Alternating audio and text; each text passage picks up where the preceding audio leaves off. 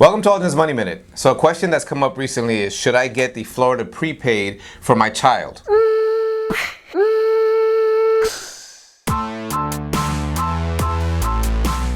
So, as of the recording of this video, today is February 6th. This question is coming up quite often because the enrollment period is actually from February 1st through April 30th. Okay, so it used to be at the end of the year. They changed it. Now it's during February, March, and April. So, should I get a 529? Should I get the Florida Prepaid? Jason, what are some considerations when thinking about saving for your child's education? Yeah, so a couple things that are important to establish. Number one, parents have this longing to pay for their kids' college and take care of their kids, which is a great thing. However, sometimes you can get things out of order when you're doing your finances properly. And so, you know, we are big harpers on our path to financial freedom. Is Harper a word? Anyway, so we talk about 3 life stages. So foundation is one of those life stages, formation and freedom. Well, foundation, you need to have your consumer debt paid off, you need to have emergency reserves, you need to have a strong foundation before you can get into the formation stage and start doing those things. And the formation stage is where you start taking care of your kids' college. So all that to say, you should have a strong foundation before you start funding your kids' college. Now, I know you know the plans a lot better than I do, so maybe you can tell us a little bit about the Florida Prepaid. Right, so assuming again, as Jason mentioned, that you have your emergency fund in place, and now you're going to use additional funds to fund college education.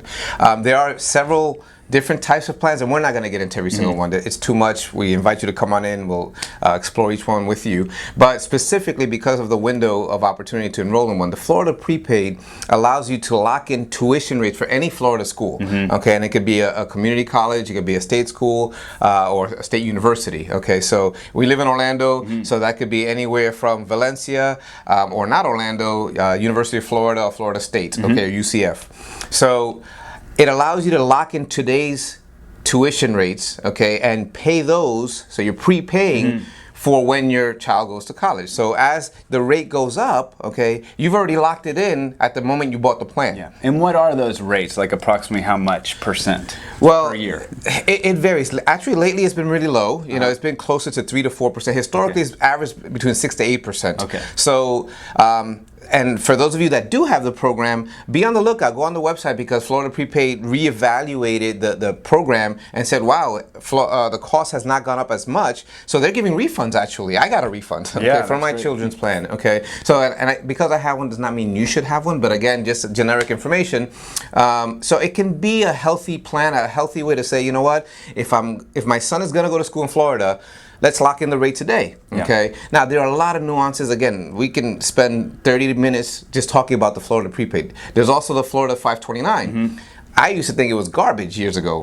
I shouldn't say that too loud, but our politicians have done a great job. You know, the Board of Education did a great job. They've revamped the plan. They have some great funds. We used to recommend plans from out of state because we don't have a state tax. Right. You know, and a state tax, not a state. Okay, so no, Florida doesn't have a state tax, which is one of the benefits. Didn't matter. But now, you know, you used to recommend plans that have Vanguard, Dementia, other low-cost funds. Florida 529 has gotten there. Oh, that's good. Okay, so they revamped it. It's very competitive, low fees, good fund choices, good flexibility. So I have one question about the Florida Prepaid. Go ahead. I get this one a lot. So what happens if my kid doesn't go to college? Good question. Or if he gets a scholarship? Well, those are 2 different situations.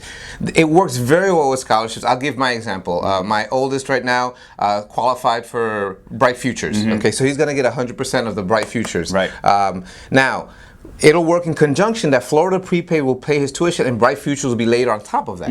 Okay, so it'll be a double whammy, because Florida Prepaid, the typical one, pays for tuition only, but there's room and board depending if they go away. There's college fees, books, etc.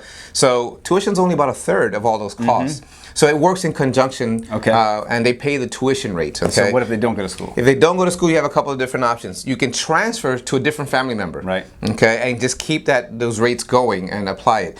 Also, if they don't go to school immediately, they have 10 years to use it. So let's say at 18 they take a year, 2 years off because they're trying to travel the world or mature a little bit, but then they go back to school.